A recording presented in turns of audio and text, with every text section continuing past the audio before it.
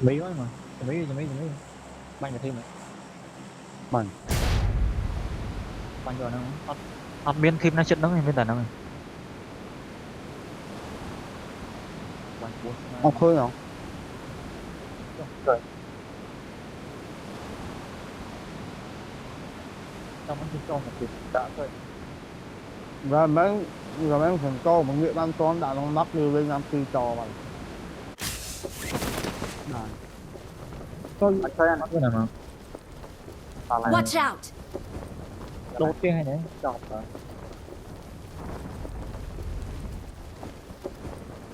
thì cho bạn thì biết ăn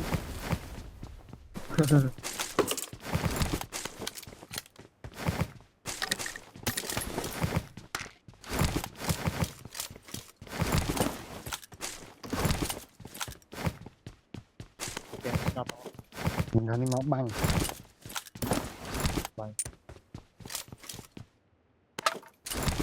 bó thuộc luôn được sao rồi băng có sao rồi đi bàn con là con máu tiền nó bị có sao rồi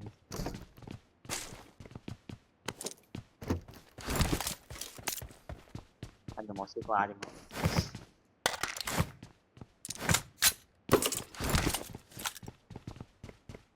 Việt Nam phải đập game ăn vô món nó bán à mày á món mua dương lại tới game mình toàn trong cái bộ xa khi ăn lan ở đây bực ghi vẫn từ vì nhận tiền tàu qua là sẽ được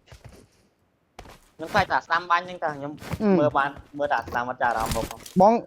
bó là thả ra là băng ngạp lưới lúc băng cho con ní gì là lưới phun bộ vẫn chỉ là nó bị canh over nhỉ canh over bánh trâu lan không nên nướng bánh trâu lan là khói luôn đây chứ tu rồi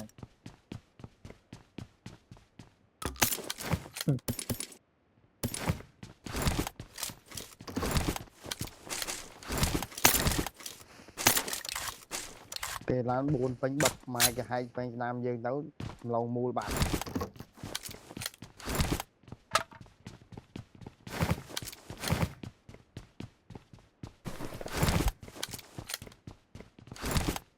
cho tất cho ngột thì gà mấy bà cái này chip ăn đo được không lò mà tới đằng hai cái băng lan to thôi mà nó còn mấy đi kênh đo được không mùi mà là mới làm băng băng bon ngon phải chẳng to ngon nó phải băng như tắc on cái này thiệt ổn nó trời hơn lan sao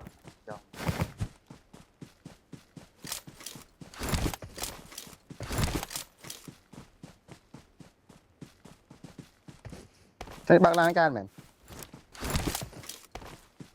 đây kiểu lan sao khỏi mà lại nào rồi cho thì khỏi chơi gì rồi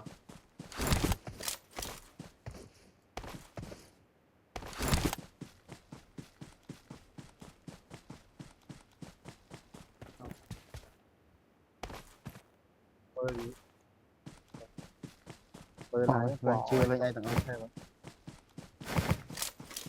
mặt trống quá cái hiện nay phải bông dương chối à để cho khải ôi cho đội gì nên hồi dương nó bị kích dương này bên dưới này rinh bên dưới này kẹt dưới bụt cái mà được này đi có một đám ra mấy dùm chạy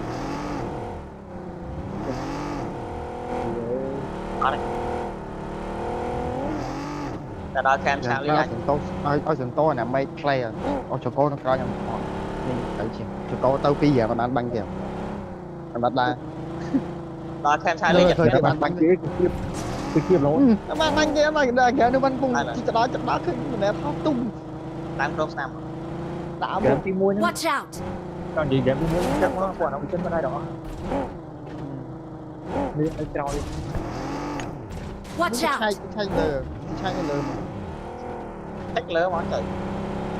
chỉ tới có ai để chốt chạy đó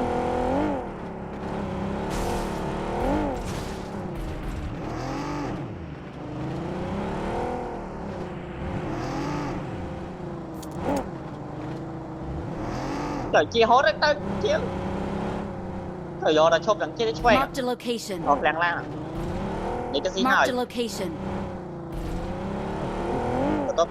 cái tốc tắc lớn cái gì hỏi em nữa rồi đâu rồi này để cho lao một lưới bánh trời À bao nhiêu kia chứ mà đo cả một cái vẫn lưu chân kìa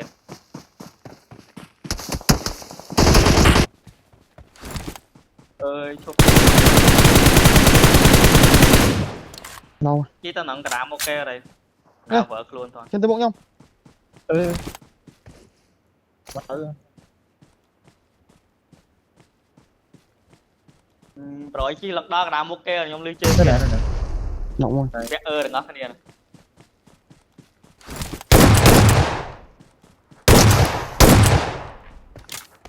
nghe bông lực rồi nhỉ chúng ta mơ record rồi vẽ ngó cái này con này nè Watch Yeah. out. non smoke cột nữa rồi nhà đằng kia lên mà chụp sao được sao đang thằng nó năm mươi ngắm từng ngắm giờ mình bằng map kia từng ngó hả nó môi đỏ lao một lưới bánh nó bông sẽ giải lao một lưới bánh sáng ta Watch đâu out. này đâu nữa chắc là nã tê rồi Watch out. kho tư vẽ ngó cái này đây khỏi món rõ ràng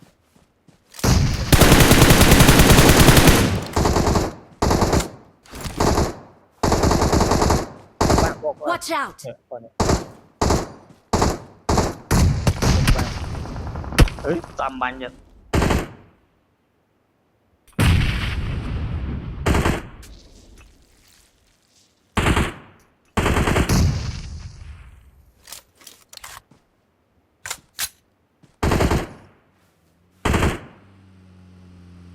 trên game này quay mạnh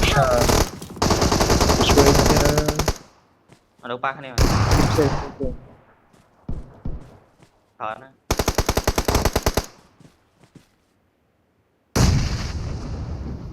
khỏi món chơi cả là biến quay nó men thì biết là như thế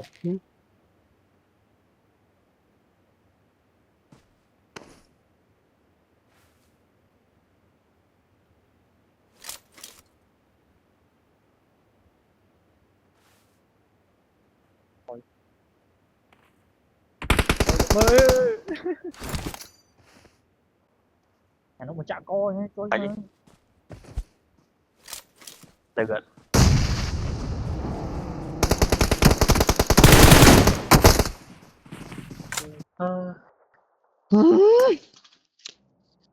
nạp nôm coi nó một chạm coi nhé